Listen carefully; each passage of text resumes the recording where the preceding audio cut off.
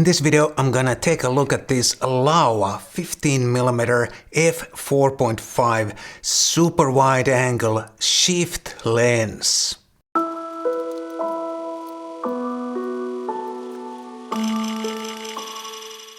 Hi guys, my name is Matti Sulanto. I'm a photographer and a Lumix ambassador. And in this video, I'm gonna take a look at this Laowa 15mm f4.5 super wide angle shift lens. I'm also going to explain what the shift feature or function does and why it's so useful, if not essential, for certain types of photography. But first, a disclaimer. This is not my lens. This is on loan from Laowa. And I'm not getting paid to make this video, and I'm going to return this lens after I'm done with my review. And one more thing before I go any further, please consider subscribing to my channel and tap the bell there so you'll get a notification whenever I post new content. And now let's talk about this lens. This is not your ordinary super wide lens. This is so-called shift lens. And some of you may not even know what a shift lens is or what it does. So let me show you an example. Yesterday it was super cold day, but I still went out to make some sample shots for you guys. And I wanted to take a picture of this building, and I mounted my camera on the tripod. And I set my camera straight and level. And I took my first shot, which looks like this. And as you can see, this is not the ideal picture of that yellow building. We want to see the whole building, we want more sky and less of the foreground. And if I was using just a normal 15mm wide angle lens, I would tilt my camera up and take my picture. And because I'm using such a wide lens, we can see this extreme keystoning or exaggerated perspective in this picture. All the vertical lines are kind of falling towards the center line of the picture. And in this case, I don't want that. I want my vertical lines to be vertical in this picture. And that's where the shift feature comes in. I'm going to turn my camera back to straight and level position. And instead of tilting the camera up, I'm just gonna shift the lens up, and that's gonna keep those vertical lines vertical, and I'm still gonna be able to capture the whole building and lots of that blue sky and less of the foreground. And exactly this type of photography, buildings, architecture, is probably the main purpose for a shift lens like this. And at this point, some of you are going to say that you don't really need a shift lens because you can fix those vertical lines in post. And that is somewhat true, but in a moment I'm gonna show you why the shift lens is far superior to that post-processing options if you want to keep your vertical lines vertical. But before that, I'm gonna show you another great way to use the shift feature on a lens like this. You can also take panoramic shots with the shift feature, and those panoramic shots are going to look different from the type of panoramic shots that you take by panning with your camera and taking several pictures that you combine in post. Let me show you how to do it. I took a sample panoramic shot of these colorful buildings close to where I live.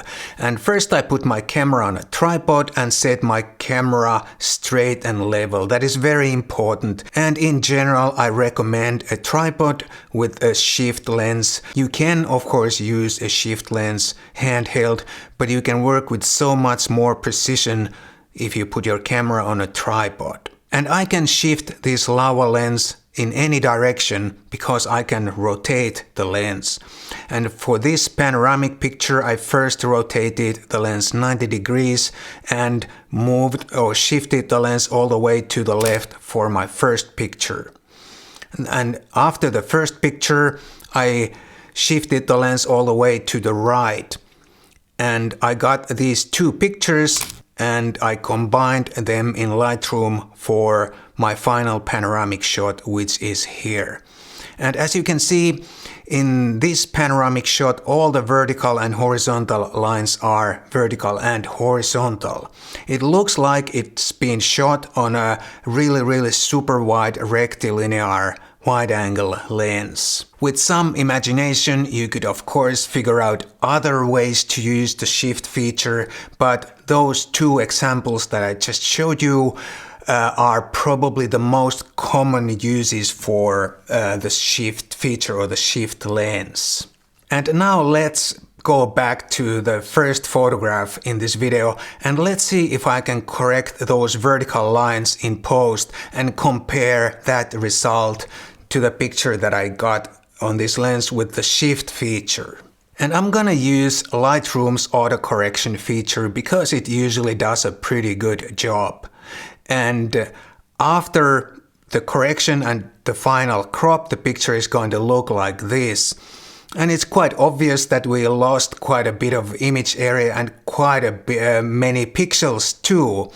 And if we compare this picture side by side to my straight out of camera picture that I got with the shift feature, those two pictures are almost like two completely different pictures, and it's quite obvious that the straight out of camera shifted picture looks much better and we didn't lose any image area or we didn't lose any pixels. You can certainly correct those vertical lines in post, but only to a certain degree.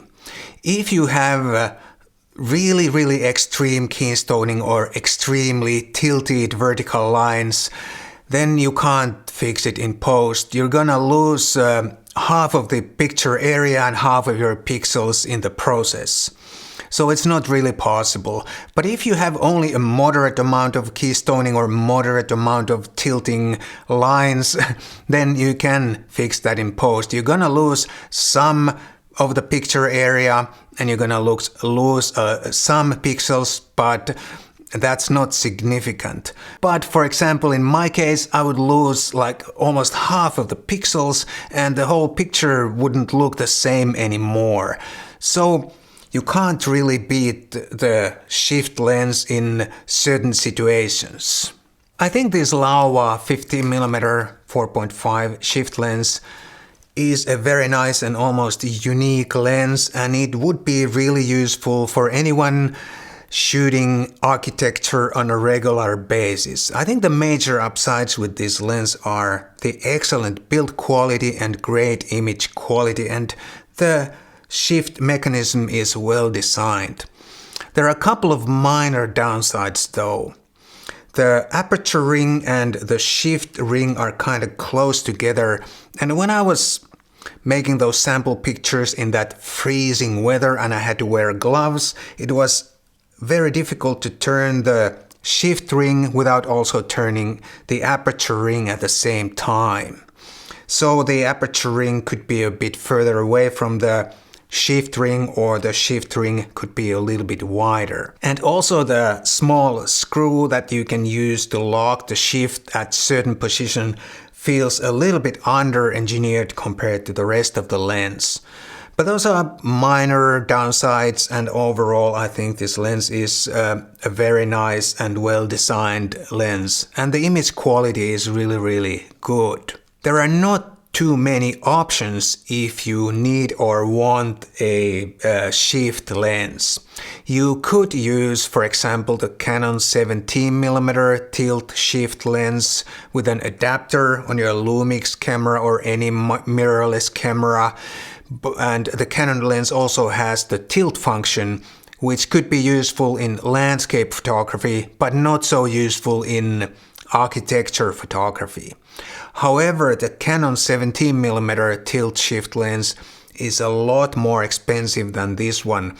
The Laowa goes for about $1,200 on Laowa's own online store, but the Canon 17mm tilt shift lens goes for about $2,200 or so, so it's about $1,000 more. And then Samyang has a 24mm a tilt shift lens too, but that's considerably narrower than the 15mm Laowa. And one more alternative could be a vintage film camera shift lens like this 35mm Nikkor that I happen to have on loan from camerastore.com. But then again, this is a lot narrower than a 15mm and you won't find a 15mm film camera shift lens anywhere. But if you don't need 15mm, then some of these old film camera shift lenses could be an option too. But as a conclusion, I would say that this Laowa 15mm 4.5 is pretty much a unique product at the moment, and this would be a great lens for anyone shooting a lot of architecture and anyone looking for a super wide angle shift lens. Thank you so much for watching, and I'll see you again in the next video.